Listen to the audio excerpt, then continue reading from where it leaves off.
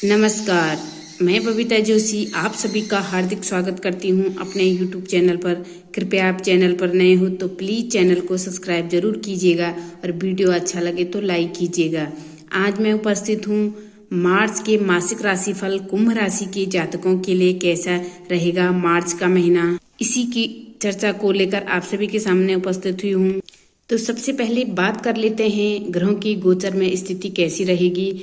तो सबसे पहले ग्रहों के राजा सूर्य की बात करते हैं। सूर्य गोचर में अपनी अति शत्रु राशि कुंभ में विराजमान है और 14 मार्च को वो अपनी मित्र राशि मीन में प्रवेश कर जाएंगे। बुध ग्रह की बात करूं तो वो वर्तमान में अपनी मित्र राशि कुंभ में विराजमान है और 7 मार्च को वो अपनी नीच की राशि मीन में प्रवेश करेंगे और वहीं 26 मार्च को पुनः अपनी मित्र राशि मेष में प्रवेश कर जाएंगे। मंगल ग्रह की बात करूं तो वर्तमान में अपनी उच्च की राशि मकर में विराजमान है और 15 मार्च को वो अपनी शत्रु राशि कुंभ में प्रवेश कर जाएंगे। गुरु ग्रह इस पूरे माह में अपने मेष राशि में विराजमान रहेंगे। शुक्र ग्रह वर्तमान में अपने अति मित्र राशि मकर में विराजमान है और 7 मार्च को वो राशि परिवर्तन करके अपनी सम राशि कुंभ में प्रवेश कर जाएंगे। शनि ग्रह की बात करूं तो वो इस पूरे माह में अपनी खुद की राशि कुंभ में स्वग्रही होकर विराजमान है। राहु और केतु की बात करूं तो राहु केतु अपनी सम राशि मीन और कन्या में विराजमान रहेंगे। तो ये है इस माह के ग्रह गोचर की स्थिति। अब इन ग्रहों की स्थितियों का क्या प्रभाव पड़ेगा हमारे जनमानस पर, तो शुरू करते हैं कुंभ राशि वालों का मार्च का मासिक राशिफल।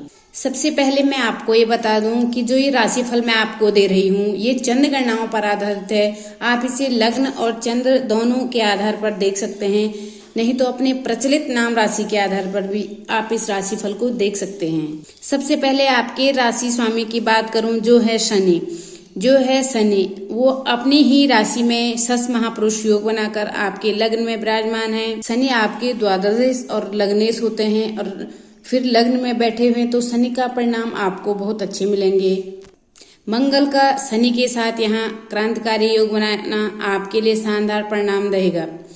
शनि की रिजल्ट इस माह आपको और भी अधिक बेहतर दिखाई मिलेगा। समाज में आपको कुछ कर गुजर जाने की प्रेरणा मिलेगी। आप समाज में अपने व्यक्तित्व और कद को बढ़ा पाएंगे। इस समय कुछ विशेष और बड़ा आप कर सकते हैं। इस माह आपको उत्तम लाभ की प्राप्ति होगी। आपको अपने कार्य क्षेत्र में भी बहुत प्रशंसा होगी। तो शनि के बेहतरीन परिणाम आपको इस माह में मिलेंगे।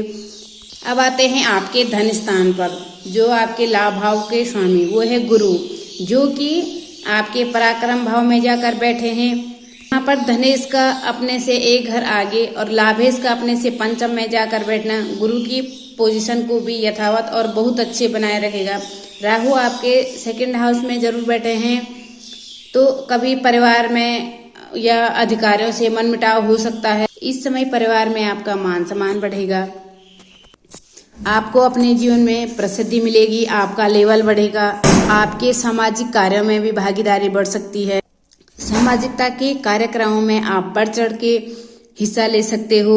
समाज में आपका अलग रुतबा और आपका पद बढ़ सकता है। तो गुरु के रिजल्ट आपको जैसे अब तक अच्छे मिलते आ रहे थे अब भी अच्छे मिलेंगे। अब आते हैं आपके पराक्रम भाव पर, जो कि आपके कर्म भाव के भी स्वामी हैं, वो है मंगल।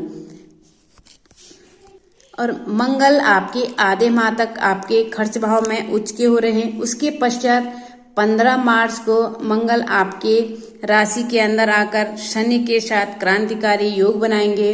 दोनों ही परिस्थितियों में मंगल के परिणाम आपको पूरे माह बहुत ही बेहतरीन मिलेंगे, क्योंकि मंगल आपके पराक्रम में वृद्धि करेंगे, आपके साहस में वृद्धि करेंगे, आपके डिसीजन मेकिंग को इम्प्रूव करते हुए दिखाई देंगे। आप इस महीने अपनी क्षमता से ऐसे फैसले लेंगे जो कि बहुत ही कठिन होंगे, परंतु इन फैसलों का प्रभाव आपके कार्य क्षेत्र में भी पड़ेगा, आपके व्यक्तिगत पर भी पड़ेगा। ये प्रभाव आपके लिए सकारात्मक होगा। आप इस समय अपनी इच्छाओं को पूर्ण कर पाएंगे, अपने मन में आ रहे सपनों को पूरा करेंगे। वहीं काम में भी आपको अपने काम को आप लगातार नई ऊंचाइयों पर जाते हुए दिखाई दे रहे हैं। इस समय अधिकारी भी आपसे प्रसन्न रहेंगे। इस माह कोई भी कार्य आपका अधूरा नहीं रह पाएगा। हर कार्य में आपको सफलता मिलेगी। पिता से भी आपके मतभेद समाप्त हो जाएंगे। उनसे संबंध और अधिक मधुर बनते हुए दिखाई दे रहे हैं। तो मंगल के रिजल्ट भी आपको बहुत अच्छे इस माह देखने को मिलेंगे। अब आते हैं आपके योग कारक ग्रह शुक्र पर। आपके शुक्र योग कारक ग्रह बनते हैं और 7 मार्च को शुक्र आपकी राशि में आ जाएंगे। यहाँ पर शुक्र सभी कुल ग्रहों के बीच में फंसते हुए दिखाई दे रहे हैं, क्योंकि बुध का राशि परिवर्तन शुक्र के साथ होगा। तो बुध यहाँ आपकी राशि से चले जाएंगे और शुक्र, शनि और सूर्य और मंगल बाद में इन 3 ग्रहों के बीच में थोड़ा फंसते हुए दिखाई देंगे। हालांकि लग्न में शुक्र का बैठना आपको थोड़ा लेजिंग बना सकता है, इसीलिए इस समय आपको कर्मठ बनना होगा। अपने काम करने की प्रवृत्ति को बढ़ाए, अपने कार्यों को किसी और पे न थोपे। इस महीने ज्यादा लालच आपके लिए ठीक नहीं रहेगा। इस समय जो कार्य आप सोच समझ के करेंगे उसमें आपको लाभ मिलेगा। किसी भी व्यक्ति के बहकावे में न आए। इस समय आप अपनी एफर्ट्स को दुगना करेंगे तो आपको सफलताओं को सुनिश्चित करेंगे। सफलता आपके कदम चूमेगी। भाग्य आपका साथ देगा, परंतु आपको कर्म प्रधान बनना होगा। भाग्य के भरोसे आपको नहीं बैठना होगा। रिस्की कामों में आपको इन्वेस्टमेंट से बचना होगा। अपने कार्यों को सिस्टमेटिक और ऑर्गेनाइज पेस में शुरू करना होगा। इस महीने आपको जो कार्य अधूरे पड़े हुए हैं, सबसे पहले उन कार्यों को करना है। आपको पहले नए कार्यों की शुरुआत नहीं करनी है। इस समय आप नए वाहन की खरीदारी कर सकते हैं। घर के रख रखाव के कार्यों में भी आपके खर्च हो सकते हैं। आपको अपने खर्चों को बैलेंस करके चलना होगा।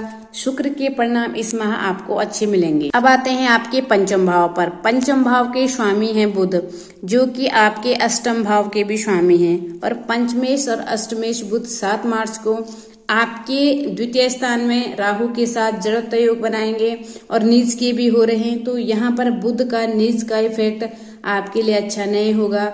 विद्यार्थी वर्ग के लिए, जो कॉमर्स के छात्र हैं, उनके लिए विशेष सतर्कता बरतने की आवश्यकता है। इस महीने आपको सावधानी से आगे बढ़ना होगा। परीक्षा परिणाम आपके अधीन नहीं रहेंगे। आपको मेहनत करनी पड़ेगी। आपकी मेहनत का फल आपको जरूर मिलेगा, परंतु आपको प्रयास करना पड़ेगा, मेहनत करनी पड़ेगी, तभी आपको सफलता मिलेगी। इस समय यात्रा करने से बचें।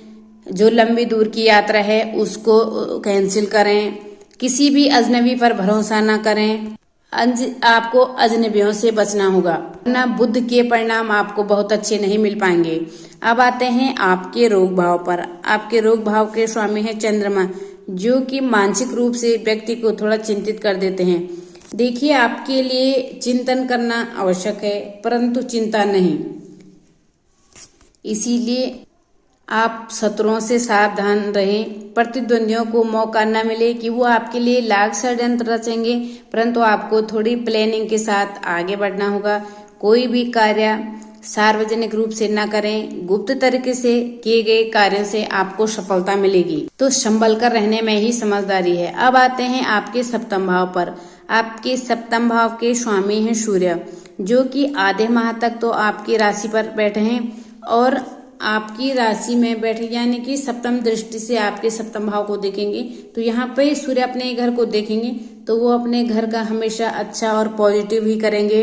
परंतु जैसे ही सूर्य 14 मार्च को आपकी द्वितीय भाव में जाएंगे तो अपने से अष्टम हो जाएंगे और उसके बाद सूर्य राहु के साथ ग्रहण योग भी बनाएंगे। तो यहाँ पर सूर्य की स्थिति अच्छी नहीं होगी।